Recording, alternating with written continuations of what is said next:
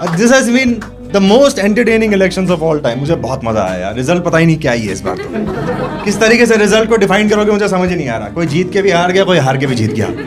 मैं दावे के साथ कह सकता हूँ इलेक्शन के बाद राहुल गांधी ने सोनिया गांधी को कहा होगा, मम्मी एक ट्वीट कर दूं मैं कि हार के जीतने वाले को बाजीगर कहते हैं। फिर सोनिया गांधी ने फोन छीन लिया होगा उसका कि बेटा तू थोड़े दिन रुक जा, अभी सिचुएशन थोड़ी ठीक हुई है। लेकिन मुझे गर्व है हमारे देश की जनता पे। हमारे देश की जनता ने प्रूव कर दिया कि धर्म के नाम पे हम वोट नहीं देंगे। ताली बजाओ देश की जनता की। हमारे देश की जनता ने प्रूव कर दिया कि धर्म के नाम पे वोट नहीं देंगे, हम तो जात के नाम पे देंगे। जब हमारी जात है तो क्या दिक्कत है भाई? धर्म वरम में क्यों बीच में लेके आ रहे हो? धर्म गया साइड में भैया, बस सिंपल सी बात है। लेकिन यार ऑपोजिशन ने कितना बढ़िया काम किया था इस बार यार। ऑपोजिशन इस टाइम पे जो थी ऐसी पहले कभी नहीं देखी मैंने। इतनी पावरफुल ऑपोजिशन। कांग्रेस की बात नहीं कर रहा मैं, वो ध्रुव राठी वो था ऑपोजिशन इस बार। इसीलिए ये रिजल्ट आया। पिछली बार कुणाल कामरा था, इसीलिए चुत गए थे। कुणाल कामरा जानते हो ना? हाँ, पिछले इलेक्शन के बाद से वो गायब ही आदमी है। उसका YouTube चैनल जाके देखो, अमित शाह वीडियोस डाल रहे हैं उसके चैनल से। अब जाके चेक करो। ऐसा कहते हैं ना, you are what you eat. ना ना ना, you are what you hate. ये सच्चाई है इस दुनिया की, आपको समझनी पड़ेगी। लेकिन यार मुझे एक चीज समझ में नहीं आती कि यार ये पॉलिटिशियंस के लिए हम आपस में क्यों लड़ रहे हैं। हम क्यों लड़ रहे हैं आपस में यार, है ना? ये देखते होगे ना तुम लोग कि मैं राइट विंगर हूँ, मैं लेफ्ट विंगर हूँ। किसी को मतलब भी नहीं पता है क्या होता है ये। आप बताओ भाई साहब, क्या होता है right winger left winger? No idea ना? आप बताओ। नहीं पता, किसी को नहीं पता है। फुटबॉल पोजीशन होती है। देखो ये पागल का बच्चा फुटबॉल पोजीशन बोल रहा है ये। राइट लेफ्ट किसी को डिटेल में पता ही नहीं। मैं आपको बताता हूँ क्या होता है, मैं ज्ञान दे के जाऊंगा आपको। देखो ये राइट लेफ्ट निकला था जब फ्रेंच रेवोल्यूशन हुआ था कभी। अरे हाँ हाँ, वही बता रहा हूँ ना, मैं लिख के लाया हूँ ना। आपसे पूछा मैंने उनसे पूछा जिनको मुझे पता था कि नहीं पता होगा। ज़्यादा स्मार्टनेस नहीं। देखो फ्रेंच रेवोल्यूशन के टाइम पे जो भी उनका लीडर था, राजा था, वो जो बैठता था बीच में, जो राइट साइड में होते थे वो बोलते थे कि हम आपके साथ हैं, जो करना है करो, जिसको पीटना है पीटो, बेंचो हम आपके साथ हैं। जो लेफ्ट में होते थे वो बोलते थे नहीं, किसी को भी नहीं पीटना है, हम सब इक्वल हैं। बीच में केजरीवाल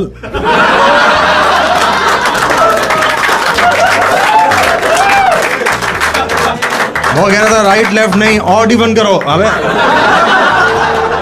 उसका अलग चलता रहता है ना कुछ यार। But I was really very happy with the fact that इस इलेक्शन के बाद एटलीस्ट अब कॉमेडियंस के शोज कैंसिल नहीं होंगे। मुझे लगता है जो भी हमारी गवर्नमेंट बनेगी, जो भी गवर्नमेंट बनती, मुझे एक चीज़ लगा था कि अब यार इन किसी के पास भी फुल मेजॉरिटी नहीं है, वो अपने अपने कामों में व्यस्त रहेगी, हमारे एटलीस्ट शोज कैंसिल नहीं होंगे। पहले आपने देखा होगा बहुत कॉमेडियंस के शोज कैंसिल हुए। आपने देखा होगा कुणाल कामरा वो कहीं शो करना चाह रहा है तो 20-25 लोग पहुंच जाते हैं। एक पैटर्न सबका सेम था।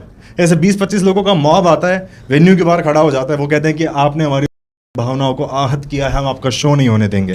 जो वेन्यू ओनर्स होते हैं वो घबरा जाते हैं, वो डर जाते हैं, वो डर के हमारे शोज को कैंसिल करते हैं। सबके साथ हुआ था, वीरदास के साथ हुआ था, मुनावर फारूकी आपको पता है देश का सबसे बड़ा reality show winner, rapper, comedian भी है, गुड गाय, नाइस गाय, जितने भी हैं इन सब के साथ हुआ था। मैंने भी पॉलिटिकल कॉमेडी करी थी, मेरे साथ भी हुआ था। मैं आपको एक रियल किस्सा बताता हूँ। मेरा एक वीडियो चल गया था, I was really very happy. Cyber अब में मेरा शो था।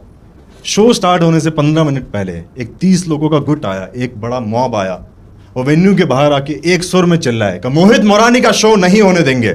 और मेरा जो वेन्यू ओनर था वो भागते भागते बाहर आया और जमीन पे गिर गया हंसते हंसते। वो कह रहे आप नहीं होने दोगे, 2 टिकट बिके हैं इसके।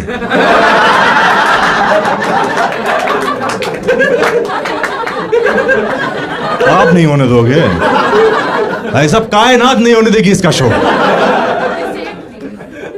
आप 0, Kainat 1। And that was the moment I realised this one fact कि दुनिया में जितने भी इंसान हैं, चाहे वो आपसे एग्री करें चाहे डिसएग्री करें, सबके अंदर एम्पैथी होती है। कोई भी बुरा इंसान नहीं होता है। जो लोग मेरा शो कैंसिल करने आए थे, जब उन्हें पता लगा कि मेरी स्थिति क्या है, तो वो अंदर आए मेरे पास। मैं कोने में बैठा हुआ था, परेशान था, दुखी था, मेरे साथ बैठे, मेरा दुख साझा किया, मेरे आंसू पहुंचे, 2 पुच्ची भी दी मुझे, और ज्यादा ज्यादा कहा कि हमारे लायक कभी कोई काम हो तो बताना। मैंने कहा मेरा शो सुन लो। फिर वो सुन के गए 1 घंटा। वो रिस्पॉन्सिबल है बाकी लोगों का शोज कैंसिल करने के लिए, मेरी तो ऑडियंस है यार वो। लेकिन ये जो मेरा सपना था कि अब शोज कैंसिल नहीं होंगे, ऐसा नहीं है दोस्तों। एक कमेडियन है डैनियल फर्नांडिस, उसने अभी एक वीडियो अपलोड किया था जिसमें वो बात कर रहा था कि जो जैन कम्युनिटी के लोग हैं उन्होंने 150 बकरे खरीदे और ताकि उनका स्लॉटर होने से बच जाए। एंड फिर उसने जैन कम्युनिटी में एक जोक किया था कि भाई वो खुद स्लॉटर हाउसेस चलाते हैं, जो कि मुझे लगता है बहुत गलत है। आप में से कोई जैन है यहाँ पे? एनीबडी?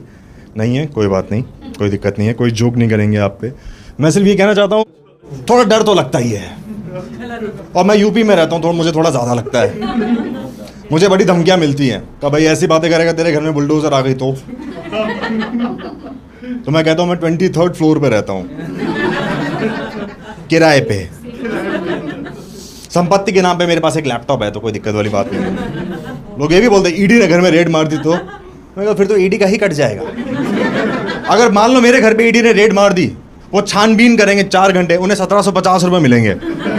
ईडी पूछेगी कहाँ से आई है 1750? मैं कहा ये भाई मैं कहीं खुद रख के भूल गया था, मेरे कच्चे बच्चे के अंदर से मिलेंगे, आप दो आधे आधे बांट लेते। खैर एनीवे, बात ज़रूरी है, आप लोग ध्यान से सुनना। तो सबसे इम्पॉर्टेंट इशू है इस टाइम पे वो ये है कि पेपर लीक हो रहे हैं, बहुत इंपॉर्टेंट पेपर लीक हो रहे हैं। बीकॉम के नहीं हो रहे हैं, बीबीए के कोई नहीं कर रहा है लीक, नीट के पेपर लीक हो रहे हैं इस देश में यार। नीट के ऑलरेडी हेल्थ केयर इश्यूज इतने ज्यादा हैं, अब डॉक्टर फर्जी आ जाएंगे तो हमारा क्या होगा, आप खुद सोचो यार। पहले होता था ना कि एग्जाम के बाद लोग बोलते थे कि यार पेपर बहुत टफ था, लेकिन अब उल्टा हो चुका है, एग्जाम से पहले बोलते हैं पेपर बहुत टफ आएगा। तुझे कैसे पता? मेरी जेब में बड़ा चूतिया है, बाप अमीर है मेरा, तुम्हारी तरह गरीब नहीं है हम। यार पता कैसे लगेगा कि यार ये डॉक्टर फर्जी है कि मैं जो असली है यार? अब मैं कहीं इलाज कराने जाऊंगा, पहले पहले मैं डॉक्टर का टेस्ट लूंगा, मैं नहीं करने वाला भैया ऐसे। वो मुझसे पूछेगा तकलीफ बताओ, मैं कहा तकलीफ बाद में, पहले ये सॉल्व करो। मैं नीट के इंपॉर्टेंट क्वेश्चन निकाल के जाऊंगा कि ब्लड में हीमोग्लोबिन क्यों होता है, नाभि में रुई क्यों बनती है, यही आता है नीट पे। मैंने पढ़ा था कोरा में, यही आता है, फालतू बातें नहीं। यही होता है, यही होता है, यही सच है। अभी एक यूपीएससी का क्वेश्चन लीक हो गया है, ऑलरेडी लीक हो चुका है, लेकिन उसमें घबराने वाली कोई बात नहीं है, क्योंकि उस क्वेश्चन का आंसर ही किसी को नहीं पता। वो क्वेश्चन अगर आप में से किसी को पता हो आंसर तो आप बताइएगा। वो क्वेश्चन ये है कि ये अंबानी ने टोटल कितनी शादी करी है अब तक, और कितनी और करने वाला है? किसी को पता है? किसी को नहीं पता है। ये अंबानी खुद को नहीं पता है। अंबानी से जाके पूछोगे हाँ टोटल कितनी हो गई, वो खुद ऐसे करने लग जाएगा, ये हाँ भाई गांड फट गई है यार, काफ़ी ज़्यादा हो चुकी है, मुझे इतना तो पता है। इस लेवल पे शादी कर रहे हैं, रुक नहीं रहे हैं। मुझे लग रहा है जिस स्पीड में ये शादी कर रहे हैं, इनकी फ्यूचर में होने वाली कोई शादी पास्ट में हो चुकी किसी शादी की एनिवर्सरी से क्लैश कर जाएगी। समझो आप इस बात की गहराई को। इसका कोई दोस्त फोन करके बोलेगा हैप्पी मैरिज एनिवर्सरी का, थैंक यू, तो आज का क्या प्लान है? आज भी शादी ही कर रहे हैं। हाँ एक और शादी है आज। मैं तो सोचता हूँ इसके दोस्तों पे क्या बीतती होगी यार। अनंत अंबानी के दोस्त काम धंधा छोड़ के मैं जो शादी में नाच रहे हैं, मैं नहीं कर सकता भाई, मैं नहीं कर सकता। मेरी भी उसी टाइम पे आसपास ही शादी हुई थी, मैं नहीं कर सकता ऐसा। मैं नहीं कर सकता कि हाँ भाई शादी है मेरी, आ जा। आ जाएंगे भाई अगले हफ्ते, फिर कहा भाई फिर से शादी, आ जाओ। फिर से ठीक है भाई आ जाएंगे अगले हफ्ते, फिर कहा भाई एक और बार कर रहा हूँ कि तेरी माँ की ठीक है, नौकरी छुड़वाएगा साले। ना तो तू अंबानी है, ना मैं सलमान खान जो हर बार आ जाऊं।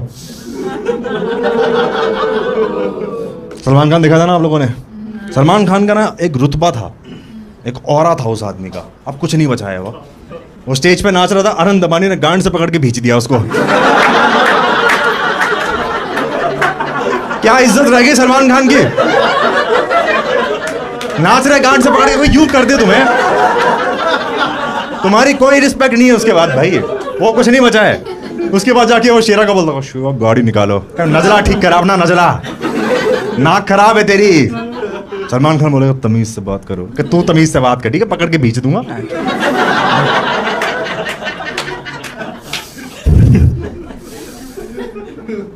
नहीं यार, मतलब मेरे को समझ नहीं आता क्या चल क्या रहा होगा यार, ये रीज़न क्या रहा होगा इसके पीछे। मैंने कुछ कंस्पिरेसी थ्योरीज पढ़ी थी, मैं बिलीव नहीं करता उन पे।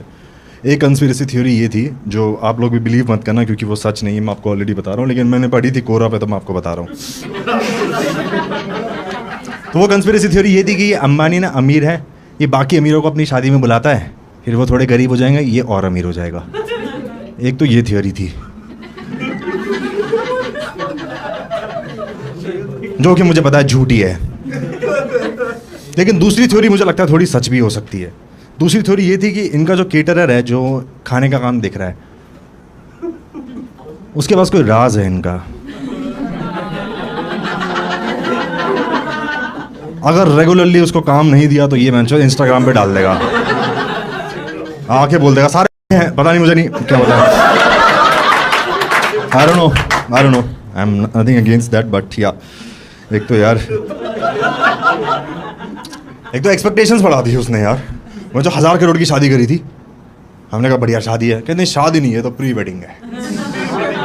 ये बहन जो प्री वेडिंग है, ये प्री वेडिंग होती है, ये प्री वेडिंग नहीं होती है यार। प्री वेडिंग हम लोगों को पता है क्या होती है। प्री वेडिंग में होता है दूल्हा और दुल्हन मिडिल क्लास ऋषिकेश जाते हैं काले कपड़े पहन के, वो उसको ऐसे पकड़ता है और वो गोल गोल घूमती है, तो पीछे गाना चलता है, तेरे संग पानी हो सब पानी हो सब पानी हो सब। This is what pre wedding is all about. तुम एक्टर नहीं बन पाए, एक बार अपना सपना पूरा कर रहे हो बस। प्री वेडिंग में 1000 करोड़ नहीं लगते, 70,000 लगते हैं। मैंने करवाई है, मुझे पता है, मेरी भी उसी के आसपास शादी हुई थी, मुझे पता है इतना ही खर्चा लगता है, फालतू में बदनाम कर रखा है यार। एक्सपेक्टेशन सबकी बढ़ा, मेरी बीवी की एक्सपेक्टेशन बढ़ा दी थी यार। वो मुझे आके बोलती है हमारी भी शादी सेम टाइम पे हो रही, मुझे भी लाइव म्यूजिक चाहिए। रिहाना नहीं, दिलजीत नहीं, लेकिन एटलीस्ट लाइव म्यूजिक तो चाहिए। मैंने दिया उसे लाइव म्यूजिक जो वो डिजर्व करती थी। लाइव म्यूजिक के नाम पे दादी गाना गा रही थी, मम्मी ढोलकी बजा रही थी, बहन उस पर चम्मच पीट रही थी, बस यही था लाइव म्यूजिक।